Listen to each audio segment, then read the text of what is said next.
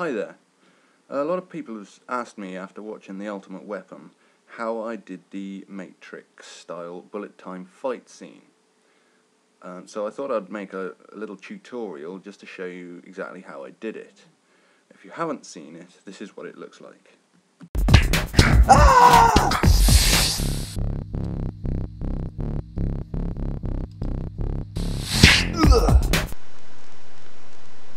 Okay, first thing you want to do is set up a Lego train track with your set something like this.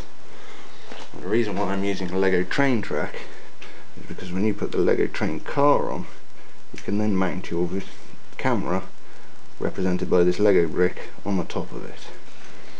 Then you need to go around and take shots of your background at intervals. Now I used a Lego brick for this. Put it on, take your picture, move the Lego brick one space, move your camera up to it, take the next picture. Move the Lego brick one space, move your camera up to it, take the picture.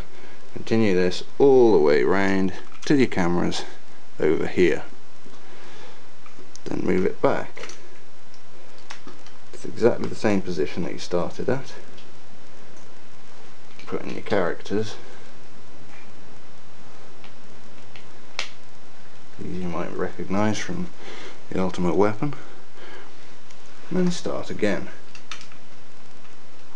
Take your picture, move your Lego piece, move the camera up to it. Take the picture, move the Lego piece, move the camera up to it. Take your picture, continue all the way round until your camera is in the same position as where you finished the background scene.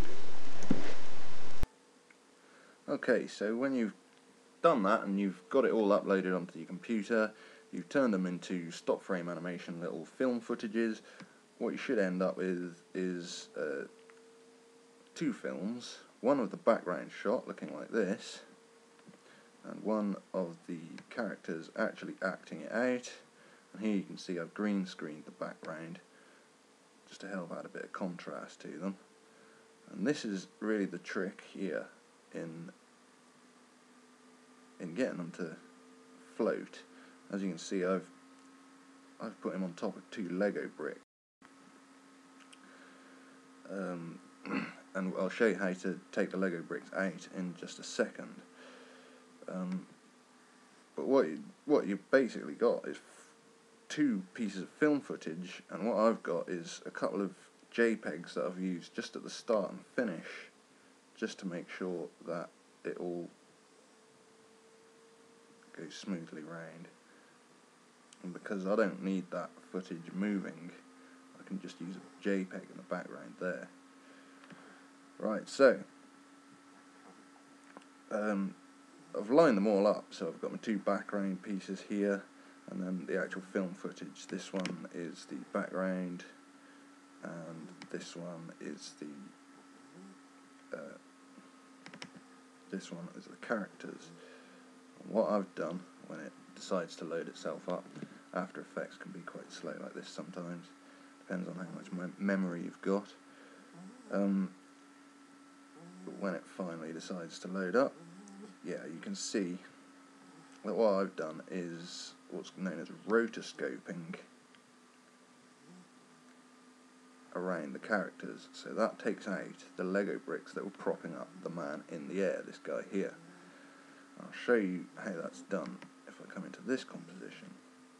Now on After Effects, your rotor brush tool is up here. You need to be in the layer window for it to work. And what you've got, you see how my mouse has now turned into a little green spot. You basically colour in what you want with the green spot. So I want this guy here. And it'll put a little surround on him, like that, on his face. But if you press the Alt key, it turns red, and you can just trim it up to say I don't want that bit, I do want this guy on his face. I particularly want down the back where it looks like the background colour, and I want that hand where it also looks a bit like the background colour. that's gone round, but look, now we've got a bit in the middle. So basically I want to take out everything that's in there. Okay, now this is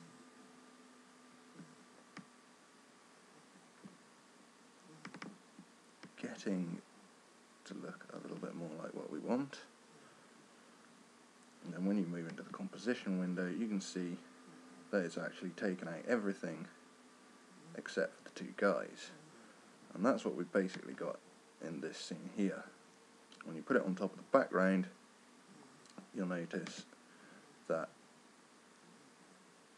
you can see the background, but you can't see the green screen, you can't see the blocks. He looks like he's floating. And when you move it, when you've done all of these scenes like that, you might have to just touch up a few bits, like here. Put his hand back in. Oh, we don't want that though. Let's take that out. Okay, back into the composition window. And it'll probably take you a long time to do this. Rotoscoping is just one of those things that takes ages. The whole project really of trying to do this Matrix scene is not a short project. It's not the kind of thing that you want to do if you're just expecting it to take half an hour. It is a long process. It took me about 3 full days to do, I think it's about 9 seconds of footage in the original. But once you've got that done, and it's all the way through, you know, it's going to look somewhere close.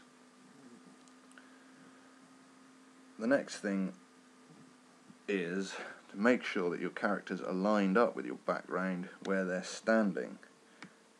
So you've got to line this guy's feet up with the corresponding ridges in the set background.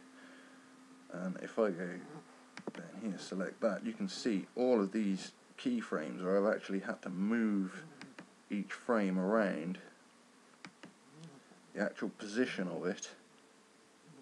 All of these keyframes where I'm moving the foreground picture, the characters, to keep up, to line up with the background.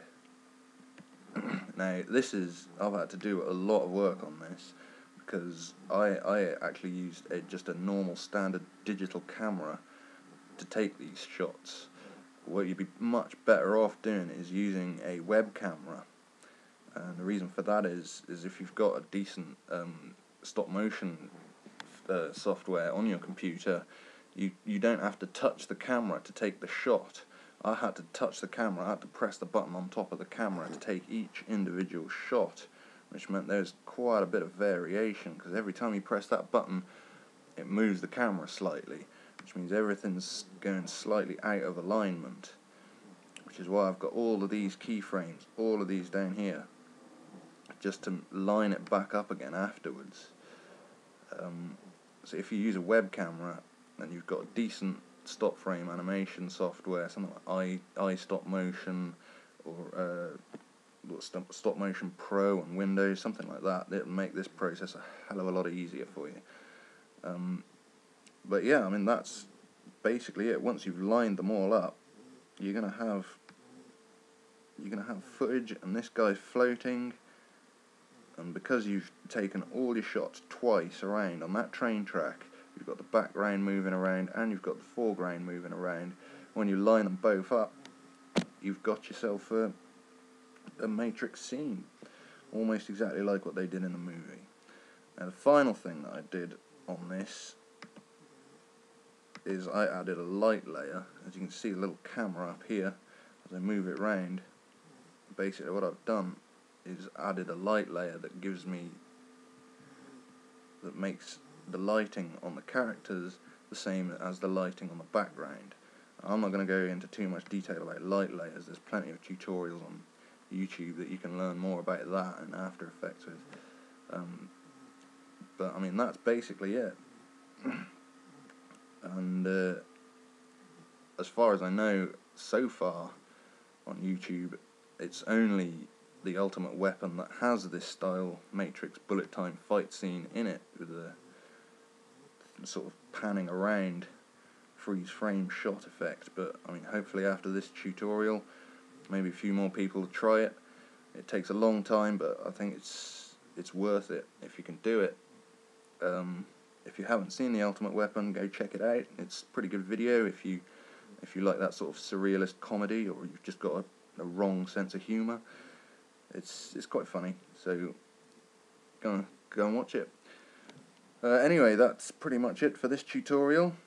Thanks for watching, and see you again next time.